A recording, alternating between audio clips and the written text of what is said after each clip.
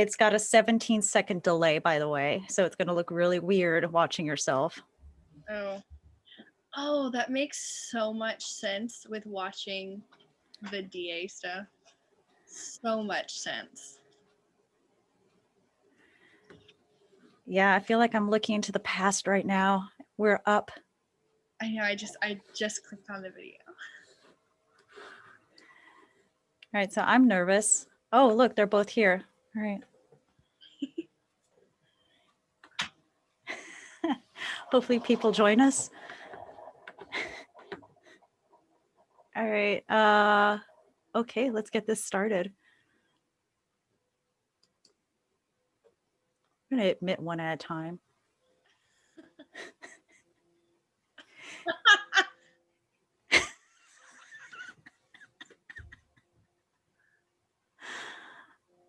I love it. Hey, Adam. Hello. I love the photo, by the way. Oh, what? The profile No, picture looks the best. your icon. Oh, yeah. Okay, I'm hoping this works. All right, I'll let Jeff in.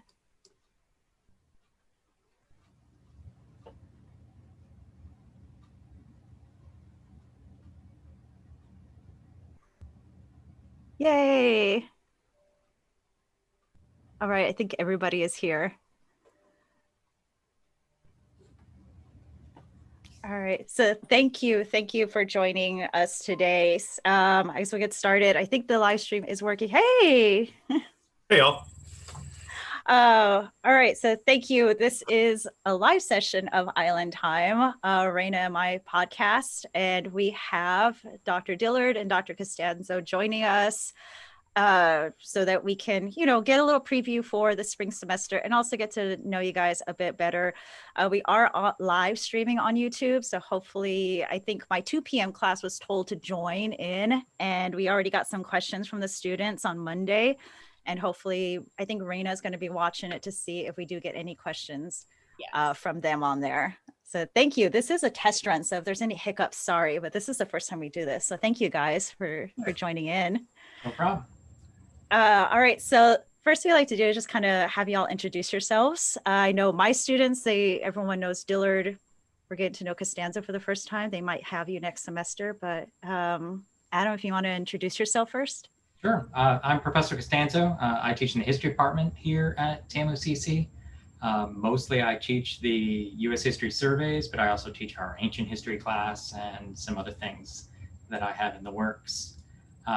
This is Mrs. Fletcher, if you can see her. She's joining me today. She'll stare at me until the mailman comes when she barks a lot and disrupts everything. So cute. And Jeff. Hi, everybody. My name's Jeff Dillard. I'm a associate professor of political science. Been here since 2013. My actual area of specialty is actually international relations. And so within political science, I teach Latin American politics, democratization, as well as politics of developing nations. But like all the rest of the political science professors here, I make most of my money teaching American government and state and local politics. Comes with the territory. Oh, yes. This is our, Raina and I, oh my gosh, this is our, I don't even know how many semesters we've been working with you guys already, and it's been fantastic. I've loved working on here. Number 4. 4. It's a good crew. I don't want them to break us up, but I'm sure they will. But now, well, of course.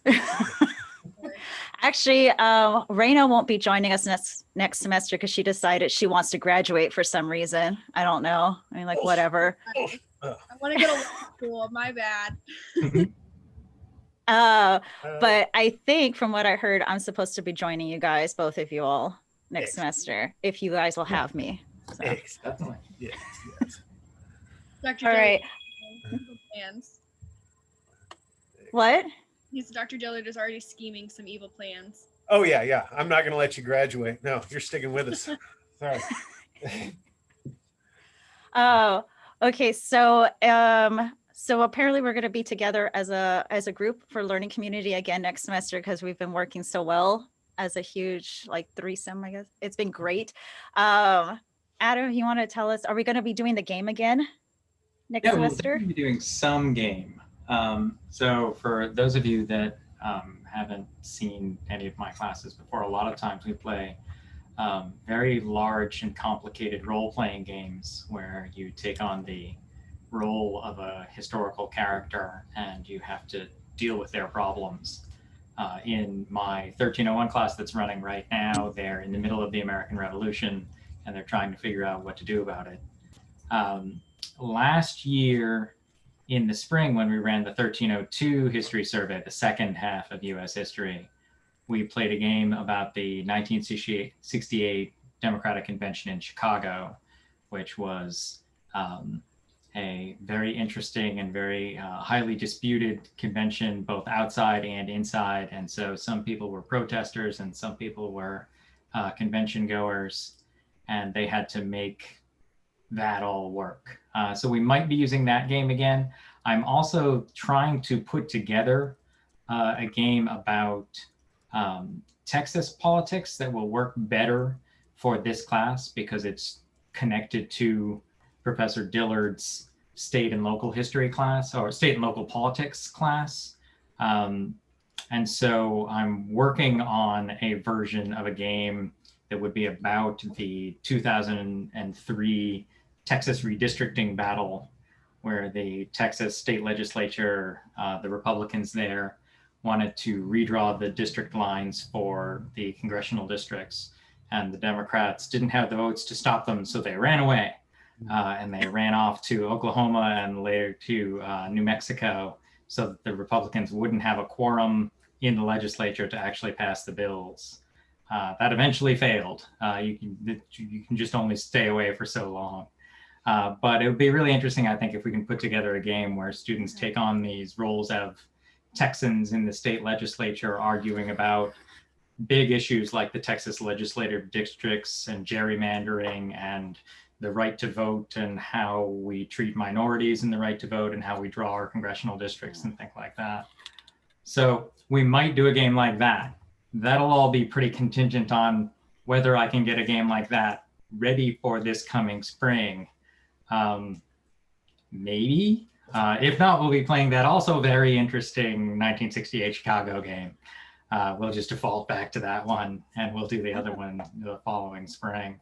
I hope you can. It's a bit of a stretch to tie in 1968. It's a fascinating time because 1968 was such a sort of catastrophic year. It's well, until 2020 came along, but it was a pretty catastrophic year, and it's just tying it into the state. That game is very much about national politics, and so fitting it into the state and local politics class is tougher.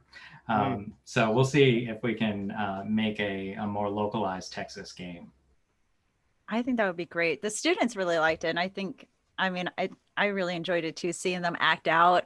I guess it's going to be online probably, which is a little sad because last year we had a couple of students that dressed up. Or the year before, I think the semester before. And last year, my students got really disappointed because I had a couple that actually ordered outfits and props through Amazon to use in the class. And then they were so upset when we went online. I was like, if we can't bring the students to fisticuffs, like what's the point, right? Yeah. You can't get people that fired up.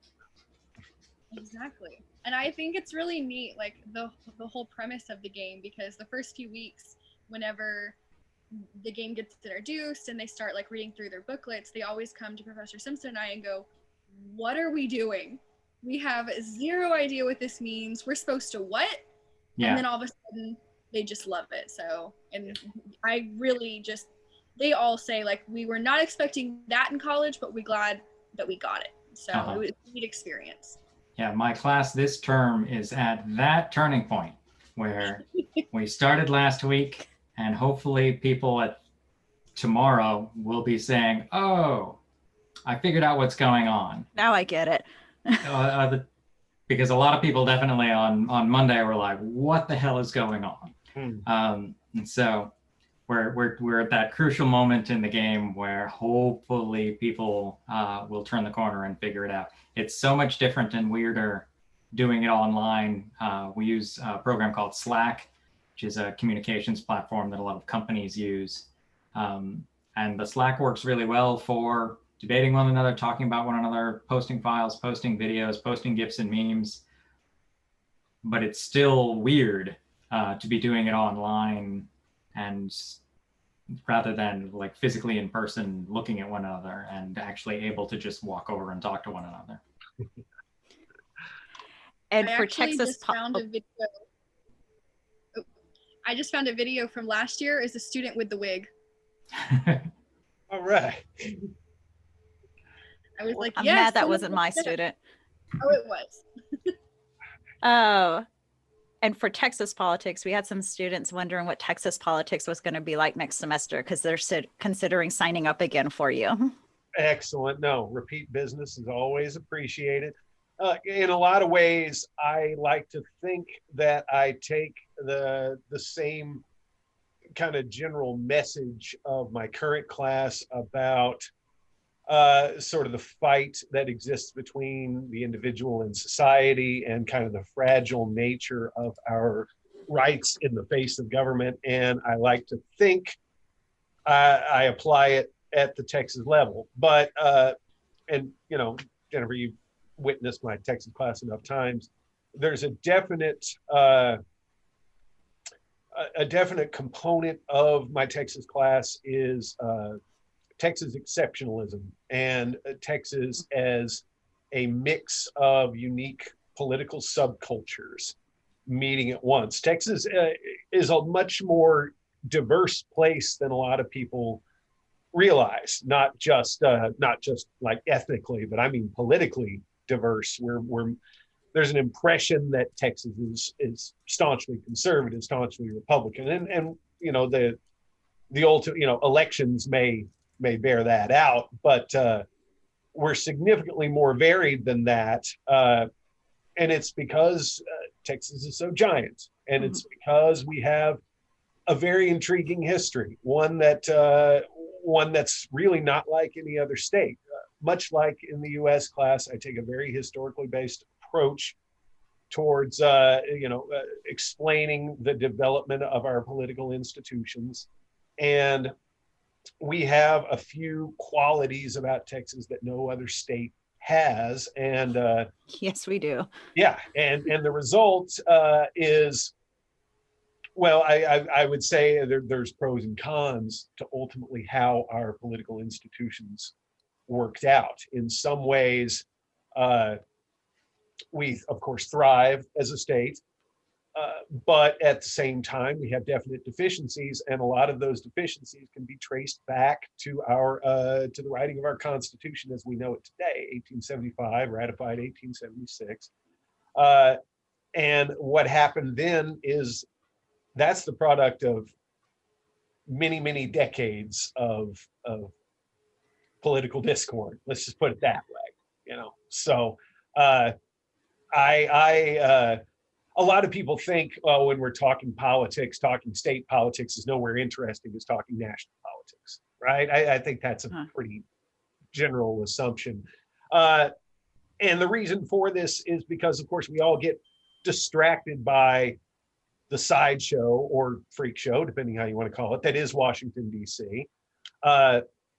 And so there's an assumption that state politics and local politics is not as interesting. And I hope my class leads people to believe differently on that. I hope I get people at least semi fired up with regard to state politics.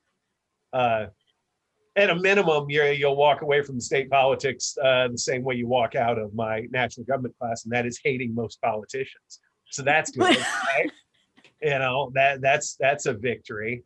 The more I can get people to distrust their politicians, the better job I'm doing. So that's my long description of my class. You should have seen the presentation today. I think that was well, they're all my students, but he took a stand to one of them. Oh, all right. What was it? But what was it? So we have a question actually. Oh, look at that. It's from your old seminar instructor, Kristen Oh, Ruggles. Why is it important to learn about the state level politics? Ah, very good. Went right for the first lecture. No, that's because there. So when I say that what happens in Washington, D.C. is a freak show or a sideshow and a giant distraction, it's because the vast majority of what we see in national news, whether it be an election year or not, really doesn't have that much bearing on our regular lives. If you hadn't figured out, Donald Trump likes to say a lot of shit. Okay. And it's not just, there's an impression that, among a lot of his harsher critics, that the world is coming to an end. I would only remind people that he says a lot more than he actually does. Building upon that, does even the vast majority of crap that he says, even if it were to come to pass, still is probably not going to impact your life that much. And so I always say, if your house is burning down, are you going to call Donald Trump to come put your house out? Are you going to rely on Congress to come save you? No, you're probably going to rely on somebody much closer. In other words, state and local politics has far more bearing on regular life. And again, we forget that because it's more intriguing to look at national politics. But it's far more important what happens at the local level. And in fact, if we can expand beyond my little example, and what we will find here is the vast majority of policies throughout our entire lives, political policies that affect us, are here at the state. But we have this idea that, all power emanates from DC, and that's total crap. It's total crap. What the legislature in Austin does has far more bearing, and what city councils do, no matter where you live in Texas, is far more relevant to our regular lives. absolutely. Absolutely. And let's see.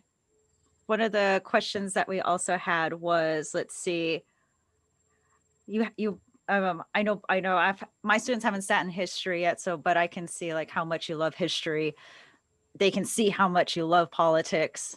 And they were just wondering, like, so what made you want to become a professor to teach those topics? So Adam, if you want to go first. Sure. My degree in my undergraduate was actually in Jeff's field in international relations. I had visions of joining the Foreign Service and/or ruling small countries, something like that. The thing I learned in the 4 years studying international relations was that I didn't want to work in international relations, that the game of international politics, which is rather unseemly and unpleasant, was not where I wanted to spend my time. I did use it sort of very directly. My now wife and I, when we graduated from college, went off and spent a year teaching English in China. So we used our international relations degrees traveling and doing that. And then when we came back from that, we both worked in the DC area. That's where we'd gone to college.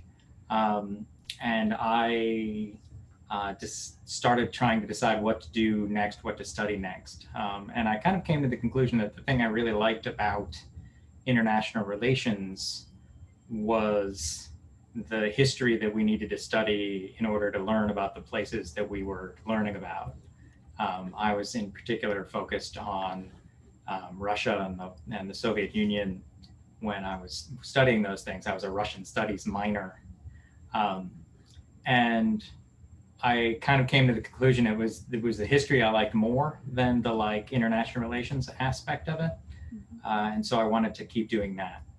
And so after my wife went to graduate school to learn to be an urban planner, which she's a city planner for the city of Corpus Christi, and does far more valuable things for us all than I do.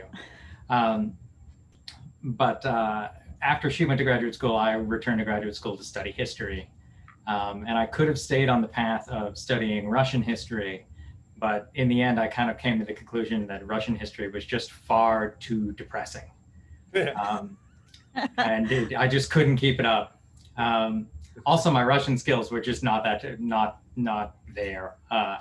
I studied Russian for 2.5 years, if you count study abroad in Moscow. And by the 2 years, I went to Moscow and bumbled around, and my language skills were pretty bad. And so that wasn't really the direction I wanted to go. And so I wanted to study American history. And the field of study the field I focus on in American history is the early American Republic, the period right after the establishment of the revolution and then writing the Constitution. And I like the early Republic period because it's very consequential for the rest of the country, and a lot is up in the air, and they're still trying to figure out how to be a country, and how to do all the things that a lot of them we take for granted of today. And they're still trying to figure it out then. So that's how I came to that field. In terms of being a professor, in the way graduate school is set up these days, they teach you in graduate school a great deal of how to be a researcher and a writer, especially in history programs, but they don't spend a lot of time teaching you how to be a teacher and how to work in the classroom. But I was very fortunate that I got some good training, and I was very fortunate that I found that I really enjoyed it. I find it a lot of fun to be in the classroom and to walk through the history of our country, and then take sort of side trips to the present day, the way I was doing in class today. We started talking, in addition to talking about 1790s politics, we've talked a little about a present day politics and about the Electoral College and what it means for the election we're about to watch and stuff like that. That's a lot more fun for me than the writing and the research, which I still also do, but I enjoy the teaching aspects of it. So I'm happy that I ended up doing this. If you take everything about Dr. Costanza's story and flip it exactly the opposite, that's how I wound up where I am. My bachelor's degree is in history, and I ended up in political science. Well, I didn't know that. I ended up switching to political science. I ended up pursuing political science as opposed to history after I spent time in a Russian-speaking country. When I was in the Army, I spent my last duty station in the Army was in the forgotten country of Tajikistan. I was in Dushanbe, Tajikistan, serving as a security assistance officer, where I got to witness firsthand what Adam just called the sort of unseemly side of international relations.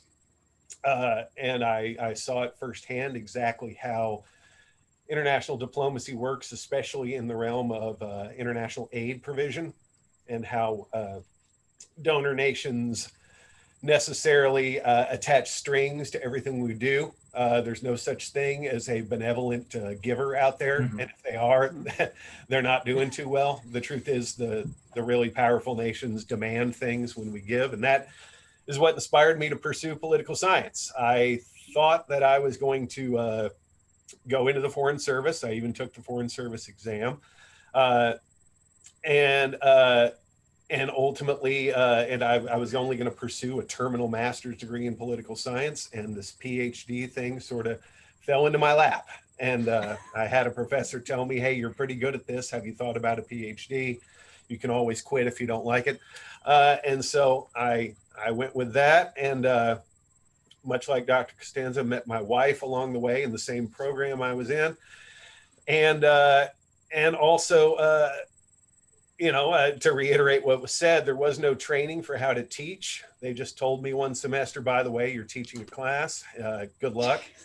And ever since then, nobody's ever tried to call me on what I do. So I just do things my way. And found that I really loved it.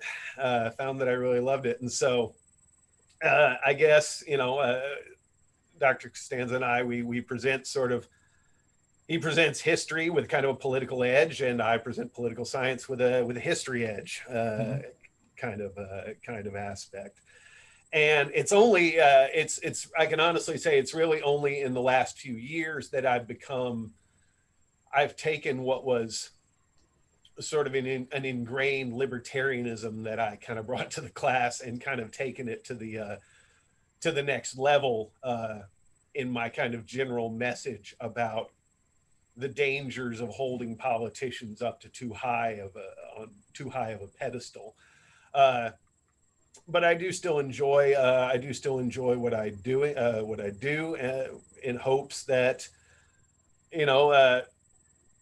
critical thinking, that's ultimately the goal. That's, if we can make better citizens, it'll be by having people who are more enlightened and more critical in thought when it comes to actually voting, and realizing that participation is something more than just voting, that everybody has a voice. And as long as we continue to exercise that voice, we are still in control. So that's my story. Knowing y'all's history, that makes so much sense why everything just works so well in the group. And it's kind of funny because hearing like how you started and then ended up, because we just told the students how they will probably end up changing majors or changing their minds about what they'll end up doing. I started with chemistry and to end it with criminal justice. Raina, you started with science and now lawyer? Yeah, I didn't change my major. I changed my concentration. But yeah, no, I'm going to law school instead of med school. So Figure. And my parents are still like, I can't believe you're a teacher. I never saw that happening. And then now doctoral program. So yeah. And I kept telling my students plans will change and that's okay. It's a rare person that ends up where they started. Ends with the degree that they came in with. Most people will change or add more stuff on. Plans change and that's okay. Yeah. I was looking through the questions. Raina, you had a question, didn't you, about the game? Did. So Dr. Costanzo, what kind of lessons do you hope that students can take away from the game, aside from just all the fun that they're going to have with public speaking and all of that? So the thing I like about these games is that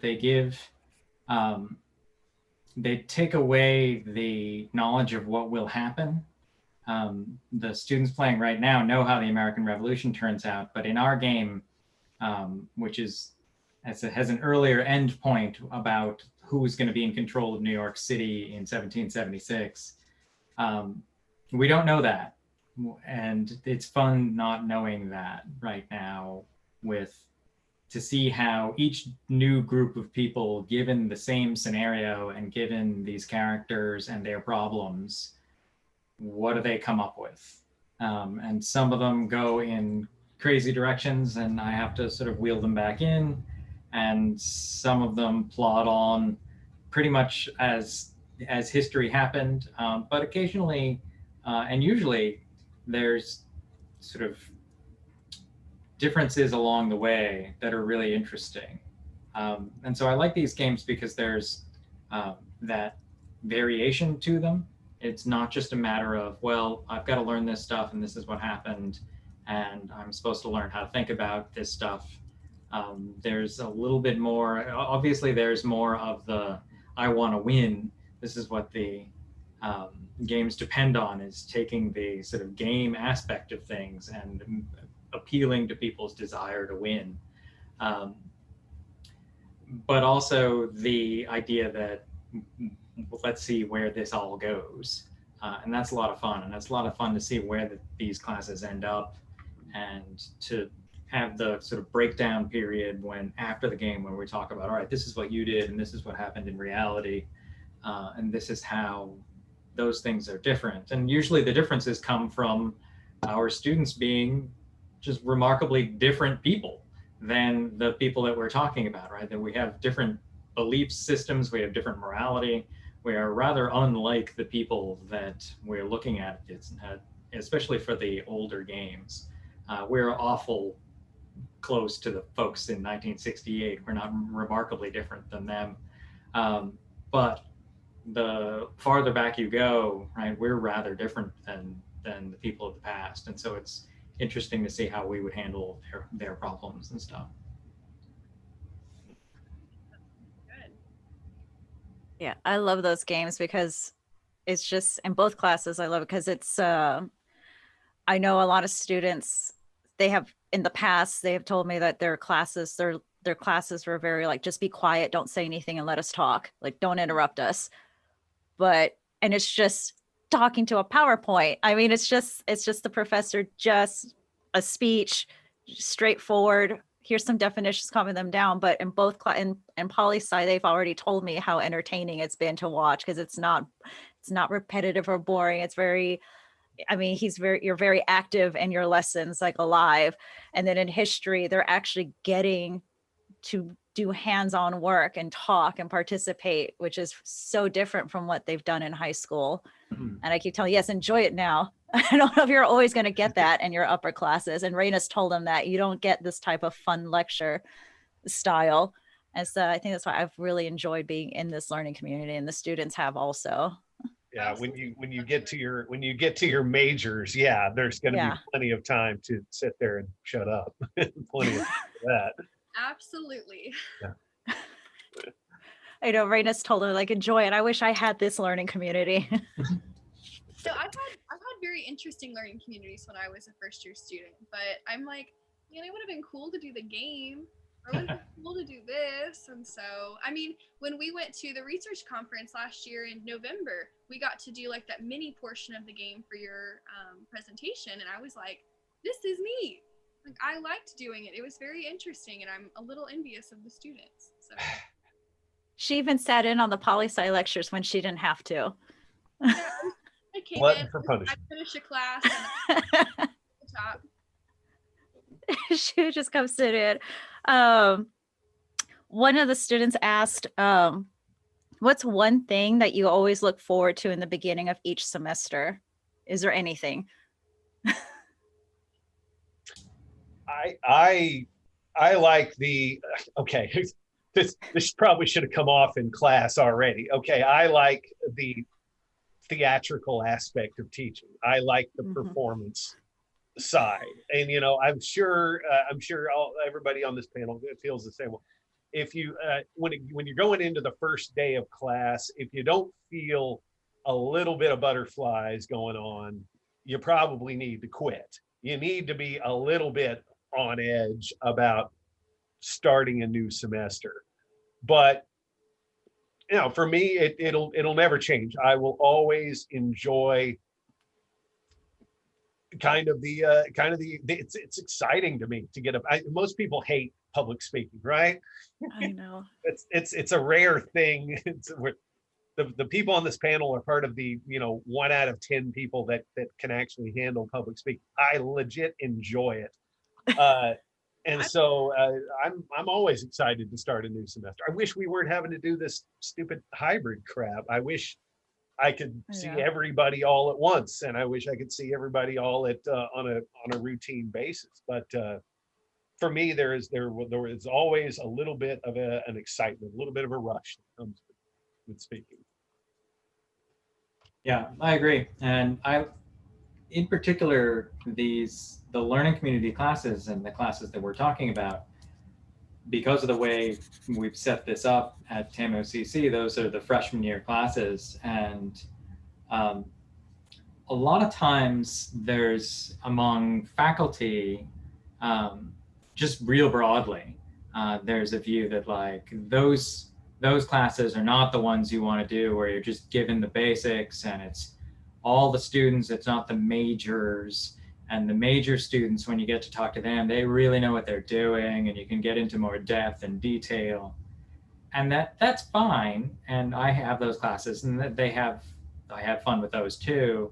But I really like these freshman year classes, especially fall semester where everyone's new. And this is their first learning community, and sometimes their first class and their first time on campus. And part of it is the performance, as Professor Dillard was saying, to sort of put on the show each year. I very specifically start my fall semester 1301 classes with a discussion of Thomas Jefferson's sex life.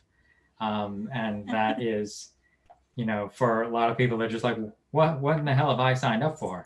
This was not what I expected.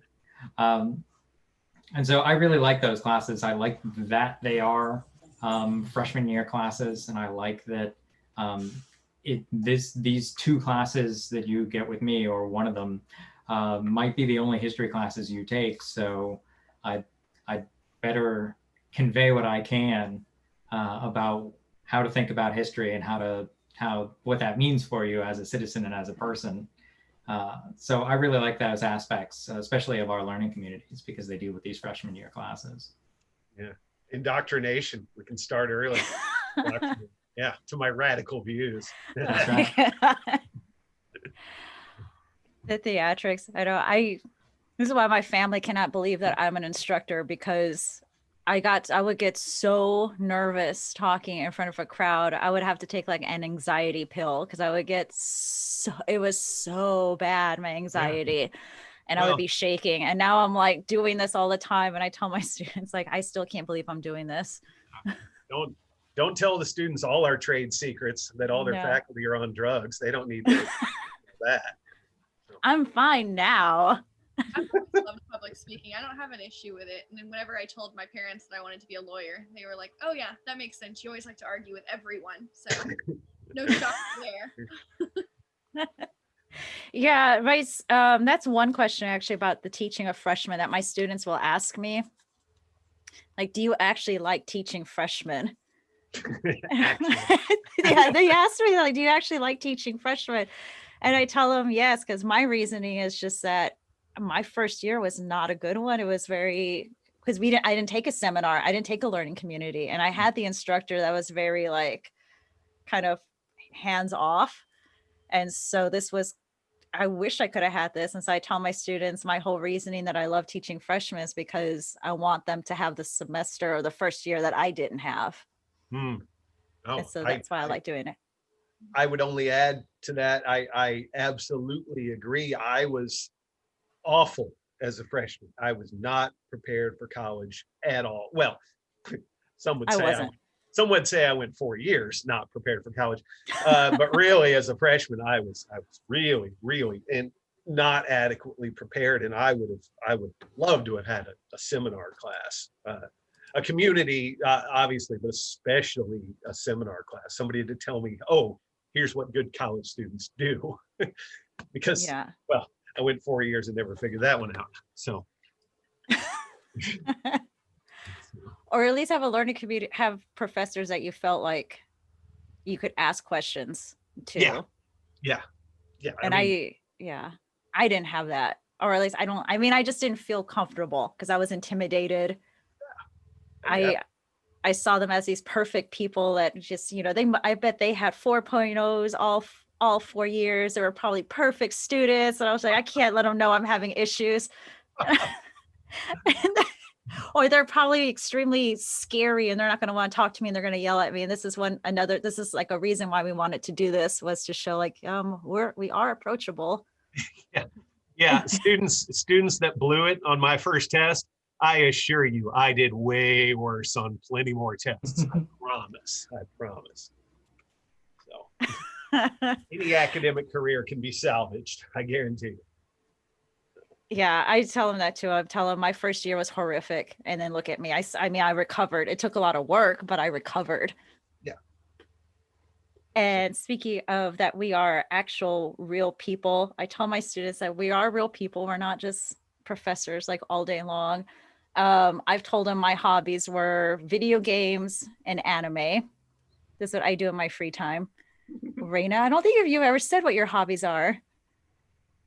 Like audiobooks, and I like the beach and long walks on the beach. Leave me alone. And I really like TV a lot, but I'm nerdy. I like crime dramas and documentaries and stuff like that. So that's what I do in my free time. And so our students are wondering what you do in your free time when you're not teaching or grading. Crazy. So whoever wants to go first. Well, I take care of this one. and her sister who's in the other room, Aw. and my wife. And yeah, play video games, watch TV, stuff like that. We watch a lot of mysteries. In fact, the Mrs. Fletcher here is named after J.B. Fletcher from Murder, She Wrote. And Miss Marple is in the other room from the Agatha Christie Miss Marple series, right? So both of our dogs are old ladies that solve mysteries. That's just who they are. Yeah, all of your professors are just normal people. Which they freak out every time they see me at HEB. They're like, "Whoa, you're like grocery shopping." I'm like, yeah, I grocery shop. I do eat. Oh.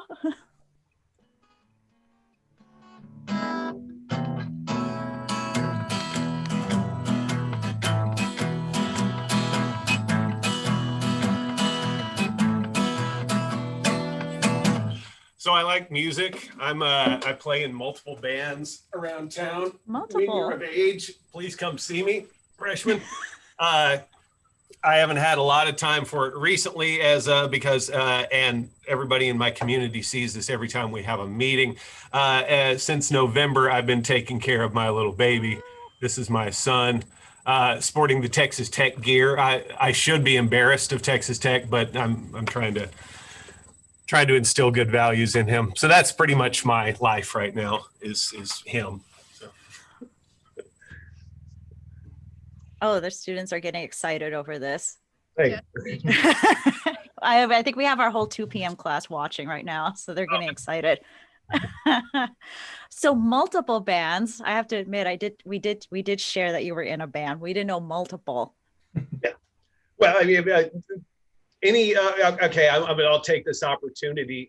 Any student that's watching, if you do play music, please contact me so you can join what is called the Ward Island Wannabes. It's a music collective that I started with Dr. Jorgensen and Dr. Hartlaub, the dean. We're a nonprofit music collective that we go out and we play on the sidewalk during Art Walk, and we donate our money to the Purple Door, formerly known as the Women's Shelter. And it's become one of my big service areas, actually. We've raised $5,000 thus far. Now, it's taken us like 5 years, but we have raised $5,000 for the Purple Door. So if you play an instrument of any kind, or you sing, or you do whatever, please give me a shout. Now, we haven't met for a while. But how did you get into guitar, Dr. Dillard? I didn't start very young. Good guitar players normally start when they're kids. I didn't start till I was like 21. I did it so I could have an instrument to sing to, because I'd always been a singer. Like in high school, I sang in bands, sort of garage rock kind of bands, and so the guitar thing, I'm still not actually very good, but I learned a couple of chords here and there, and it's easy to fake it. So what motivated you to start a band? That was another question. Well, you're going to find you will have a lot of professors that secretly wish they'd been musicians. That's a pretty common thing, and so starting up the Wannabes was pretty self-explanatory, because we were going to go out and play no matter what, and I suggested, hey, why don't we do it for charity? And everybody agreed. Another of the bands I'm in is with Dr. Hartlaub, the dean, Dr. Seidel from psychology, and Dr. Moore from history. We're called Easy A, and we play at we played Homecoming, the Homecoming thing a couple of years ago. We don't play nearly enough. We're a classic rock tribute band, so if you're ever looking to hear songs made long before you were born, look for the name Easy A. Again, performance. It's fun. It's just fun, you know. Nice. And Adam, either a favorite video game or a favorite type of video games you like to play? I mostly play what have I been playing? I've been playing, I was playing Animal Crossing for a while in the summer. Now my wife is the only one doing anything on our island. I rarely visit it. We got it up and running, and she plays with our niece often, and so I'm often a spectator for that. Um, yeah, I play classic games and I play Metroidvania style games, things like that. I've been playing, I guess for the last few nights, I've been playing my way through What the Golf, which was surprisingly enjoyable. Yeah, so I'm not one for I don't enjoy teaming up much. I don't play anything where I need a squad, or where like I need to be able to just put it down. And this is why I'm very happy on it as a Switch owner, where I can just be like, I can play while watching TV, and most things I can just pause or stop playing immediately and You don't attend make to enough games like one of that. the dogs or something like that. Yeah.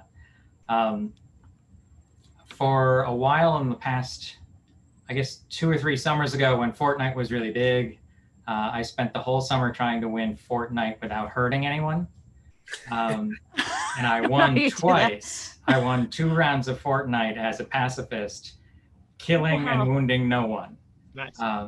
I don't even know how you do that. Just hiding in bushes the whole time. I was very proud of it.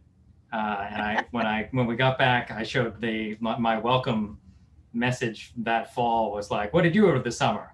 I won Fortnite without hurting anyone, and had the screenshots that I took up on the screen and whatnot.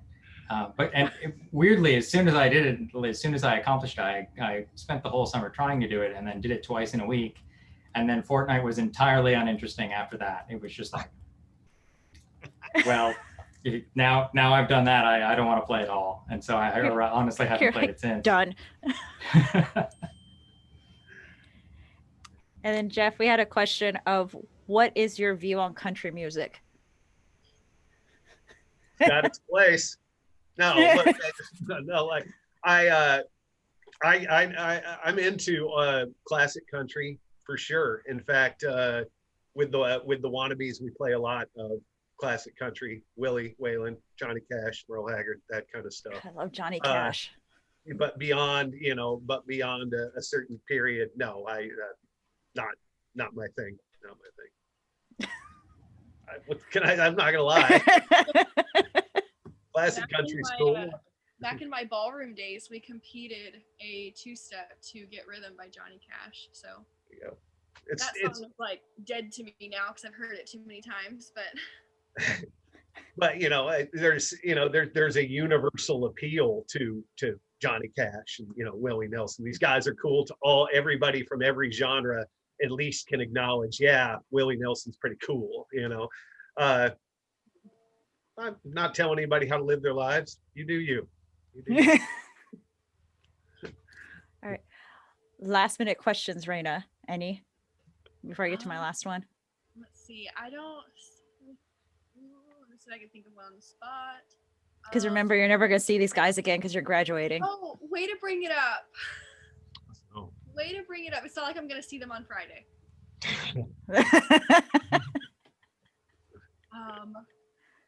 Yeah, I can't think of anything. I did have a question about just like what I wanted to kind of end it with was what kind of message do you really want to give the students? What is something you want them to know? Don't trust your government. Don't trust political idols. There you go. Love it. I don't know if there's any one thing that I want people to know. I want people to understand the world that they have come into and where it came from. And so a lot of what we do in my classes is about sort of figuring out how it is we got here and why and stuff like that. And so once you have that opened up for you, then a lot more makes a lot of sense. Great. Thank you guys again for joining us. Students, those of you watching and who will watch, because I'm putting this up for them to see like later if they weren't able to, like my morning classes. But guys, realize that I love this learning community. These guys are awesome instructors. I've had several instructors when I was a student. They're not instructors anymore because, like I said, I'm old. So they moved on or they became deans. They don't teach anymore. But these are wonderful. And I wish I would have had them when I was a student. You'll definitely enjoy the learning community if you join in on it in the spring. And so please consider it. If you have any questions, forward them to us. Raina and I will definitely ask them. We can get you answers. But thank you for joining us, those of you that did. Thank you for watching, for those of you that are going to watch later. And thank you, Adam, Jeff, for joining. I had a lot of fun. Thank you so much. Yeah, thanks for having Absolutely. us. All Listen right, to your thank you. seminar professors. They know what they're talking about. They do. Thank you, guys. I'll see you all Friday. Yeah. Yeah.